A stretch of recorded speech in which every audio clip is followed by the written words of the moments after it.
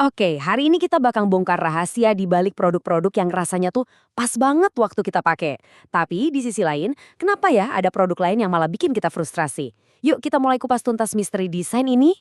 Pasti pernah kan ngalamin hal kayak gini? Momen-momen kecil yang nyebelin di mana rasanya sebuah benda atau aplikasi itu kayaknya nggak dibuat untuk manusia. Nah, momen-momen kayak gini tuh sebenarnya gejala dari masalah desain yang jauh lebih besar. Terus, gimana kalau rasa frustrasi itu bisa kita ubah jadi sesuatu yang menyenangkan? Jawabannya ternyata ada di sebuah pergeseran fokus yang sederhana tapi dalam banget, yaitu dengan mengutamakan manusia. Perbedaan ini antara nyebelin dan nyenengin itu bukan kebetulan loh. Ini hasil dari sebuah pilihan yang disengaja dalam proses desain. Dan ide kuat di baliknya, itulah yang jadi fokus utama kita hari ini. Nah, idenya ini disebut desain yang berpusat pada manusia. Atau mungkin lebih dikenal sebagai Human-Centered Design, disingkat HCD.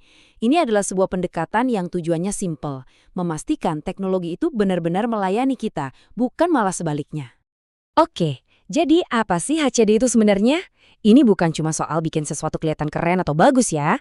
Intinya adalah soal memahami secara mendalam siapa sih yang bakal pakai produk atau sistem ini, apa yang mereka butuhin, dan gimana cara mereka berpikir.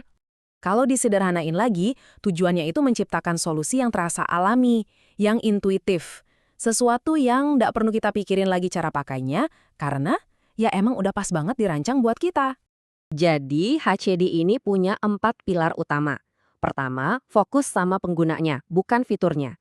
Kedua, pengguna harus dilibatkan di setiap langkah. Ketiga, evaluasi terus-menerus. Maksudnya ya diuji, coba, perbaiki lagi, gitu terus. Dan yang terakhir, pakai pendekatan dari berbagai bidang ilmu. Karena ide-ide paling cemerlang seringnya datang dari gabungan banyak keahlian.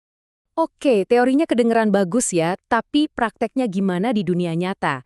HCD ini bukan sulap loh, ini adalah sebuah metode yang udah terbukti.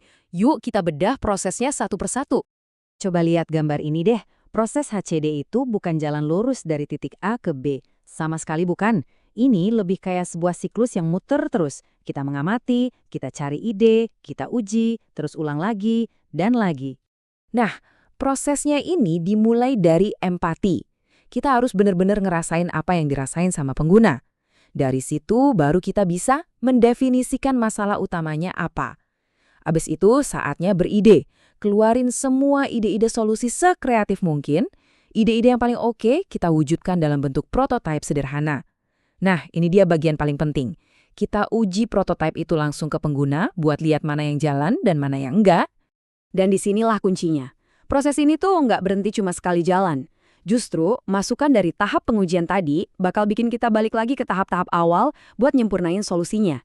Jadi, ini semua soal iterasi. Belajar, bikin, terus belajar lagi. Oke, kita udah bahas apa itu HCD dan gimana prosesnya. Sekarang, yuk kita lihat contoh-contohnya di dunia nyata, di sekitar kita sehari-hari. Terus kenapa sih ini penting, terutama buat bisnis?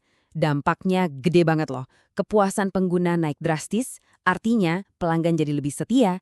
Dari sisi biaya juga pinter banget. Jauh lebih murah kan benerin konsep di awal daripada narik produk yang udah terlanjur rilis. Hasilnya, produktivitas bisa naik, dan yang paling penting, teknologi jadi bisa diakses dan dipakai sama semua orang. Dan ini nggak cuma soal aplikasi atau website ya. Coba bayangin deh, kursi kantor yang enak banget dan pas buat punggung kita, atau alat-alat kesehatan yang dirancang supaya orang tua pun gampang pakainya. Nah, semua itu adalah hasil dari menempatkan kebutuhan manusia di posisi paling utama dalam proses desain. Kalau kita lihat ke depan, peran pendekatan ini jadi makin penting. Ini bukan lagi sekedar soal bikin produk yang lebih bagus, tapi ini soal gimana kita ngebentuk masa depan yang lebih baik buat kita semua. Karena pada akhirnya HCD itu bukan cuma soal proses atau langkah-langkah. Ini adalah sebuah mindset, sebuah pola pikir.